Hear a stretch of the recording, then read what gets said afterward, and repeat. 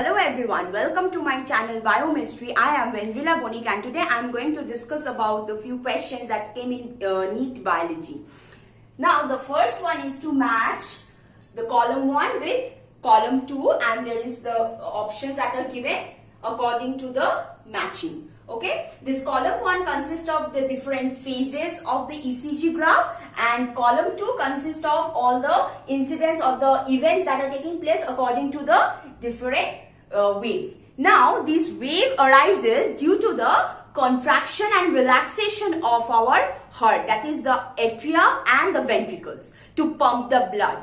Now this depolarization takes place first in the atria so that the blood from the atria can pass into the ventricle, and then repolarization of atria takes place followed by the contraction of ventricles so that the blood can be pumped out of the heart. Now this depolarization and repolarization event causes the graph, that is the P wave, a wave is caused and a QRS complex is formed. So if I draw the different waves, so this one, the first is the P wave followed by the QRS and then the T wave. So the first one is the P, Q, R, S, T. Now the pumping of blood starts from the atria. So the atria must undergo depolarization to pump the blood into the ventricle so that the ventricle can pump the blood out of the heart. So if I draw a schematic diagram of our heart, which is a fourth chamber, so this one is right atria and this is left, the below right ventricle, left ventricle.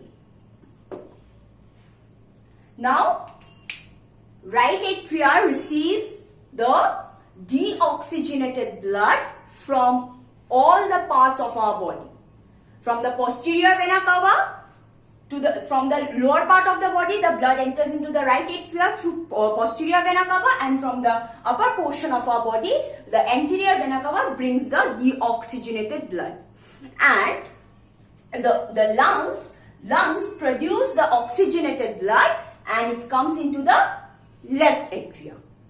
Okay. Now, so the atria are basically they're receiving the blood from lungs as well as the whole part of our body. So this blood needs to go out of this heart and that occurs through ventricle. So this right ventricle passes that deoxygenated blood to the lungs and left ventricle passes the oxygenated blood to all the parts of our body. So basically ventricle is, they are the donors. They actually pump the blood out of the heart. But atria, they receive the blood and then they transport that blood to the ventricle. From there, it is transported to the different parts and to the organs. Okay. Now, for this contraction process or for this pumping of blood from the atrial to the ventricle, the contraction event must take place. So, this contraction is called atrial systole. So, unless and until contraction is taking place, the blood will not be pumped inside the ventricle. And for the contraction process to start, depolarization of atria must occur. And this depolarization occurs and it starts from this P wave. So, the depolarization of atria give rise to this P wave. This implies that yes, now atria is undergoing depolarization which will cause contraction of the atria and that's how the blood will be transported into the ventricle. So the first one is P wave. So the P wave is matching with depolarization of atria. So A will go with 4. So we see there are only 2 options where A is matching with 4 and that is 1 and 2. So 3 and 4 won't be the option. So we can eliminate 3 and 4 from these options. So 1 and 2 could be our answer. Any of these 1 and 2. Now, next we have the QRS complex. Now, what is happening? The blood has come into the ventricle. Now, this will undergo relaxation. So that's why there is a gap. There is a time lag.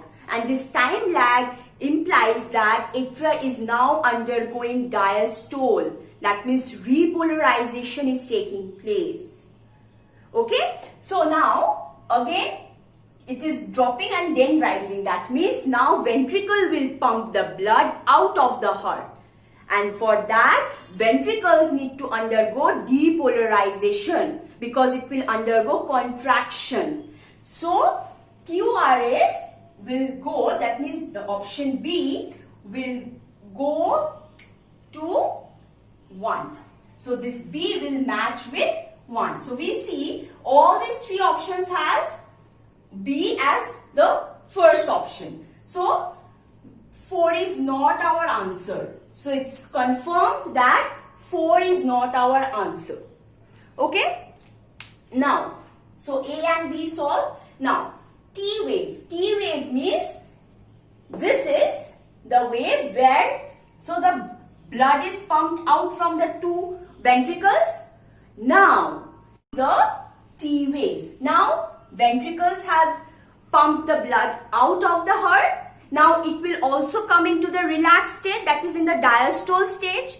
And for relaxation process, it has to undergo repolarization. From depolarized state, it has to undergo repolarized state. And this repolarized state is denoted by this T wave. And this is that interval where it implies that it is taking time to come from the depolarized state to repolarized state. That means it has already pumped the blood out of the ventricles. So, T wave will go with number 2. That is repolarization of ventricles. That means C will go with 2. So, we have got the answer. 3 will not be the answer because in C we have 5 in option 3. So, option 3 will not be the answer. So, it can be 1 or 2. Because in 1 and 2, you see in A, B, C, 4, 1, 2, it's common. So, we have to look for this D option. Now, reduction in the size of T wave. Now, ischemia is a process or it's a phenomena where the heart does not receive enough oxygen. And when it is not receiving enough oxygen, this T wave will contract.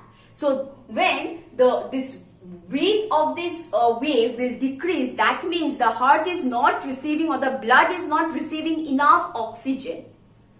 So, the reduction in the size of T wave will go with coronary ischemia. So, that means D3. So, the option will be number 1. So, the correct answer is number 1. So, we don't have to look A, B, C. You can see. So, first thing we have to look for A. First, we have to know what will be the answer for A. So, if we find the answer for A, we can easily eliminate 3 and 4. So, then we don't have to look for 1, B and C. We can directly determine what will be the answer for reduction in the size of T wave. Because these are common. 4, 1 and 2 options are common in both 1 and 2. So, we can determine what should be D. That means what should be the phenomena which will occur when the size of T wave has reduced. So, if I get the answer from here, we can get the answer that is D. Now, the next question. Now, the next one is to find out the correct sequence of the phases of cell cycle. Now, this is a very simple question. We know for cell division, we have 2 types of cell division, that is mitosis and meiosis. Now, under mitosis, we have 2 phases. Under mitosis, we have interphase and mitotic phase. Now, in case of interphase, we have 3 subphases, and that is G1 phase, S phase and G2 phase. And in the mitotic phase, we have prophase, metaphase, anaphase and telophase. Now, when a cell is undergoing division, it first enters into the interphase, because interphase is the preparatory phase for the cell division. Here, the preparation of proteins, different enzymes, replication of DNA occurs. Because until and unless the proteins or the replication is not taking place, the cell cannot divide properly. So, whenever a cell is undergoing a division, it has to first enter into the interphase. Now, the first stage of interphase is the G1 phase, where proteins and enzymes for the replication of DNA take place. Because the second phase is the synthetic phase, where the DNA is replicated, the centrioles are duplicated. So for that, proteins, enzymes, these are all required. So when a cell is undergoing division, it has to first enter into the G1 phase of the interphase. Then it will enter into the S phase for replication of DNA, for duplication of centrioles. Then it will go into the G2 phase, where the proteins, RNA, these all will be prepared for the division of the cell. And ultimately it will enter into the prophase of the mitotic division. Okay. So in the cell cycle, when the cell will enter into the division, so it will start from the G1 phase. This will go and then comes the S phase. S phase, here replication is taking place. Then comes the G2 phase. It is a shorter phase, and then this whole part, this is the mitotic phase. And this is from G1 to G2, it is the interphase. And this is the mitotic phase. So the sequence will run from G1, then it will enter into the synthetic phase for the replication of DNA, then G2 phase where the proteins, RNA all will be synthesized for the actual division of the cycle, and ultimately it will enter into the mitotic phase, that is the M phase. So let's see which option is correct. So first one is M1, then G1, no. Because it has to first enter into the preparatory phase. It has to prepare itself. Its nucleus, its volume must increase for the division. Okay, its chromosome must be double. Its DNA must be replicated so that the diploid number is maintained. Let's match the options. So first one is M1, G1, G2, no. Obviously, the cell must enter into the G1 phase first for the preparation of the cell division. Its nucleus, its cytoplasm must increase in volume, and the DNA must be double. Otherwise, the diploid number will not be maintained. So this cannot be the option. Now G1, G2, no. See, G1, then S phase. Then the replication of DNA must occur. S1, G, no. So G1, S, G2, M. So this is the option that is left, and this is the correct option. Number 4 is the correct option, where the correct sequence of the cell cycle is from G1, then S, then G2, then the M phase.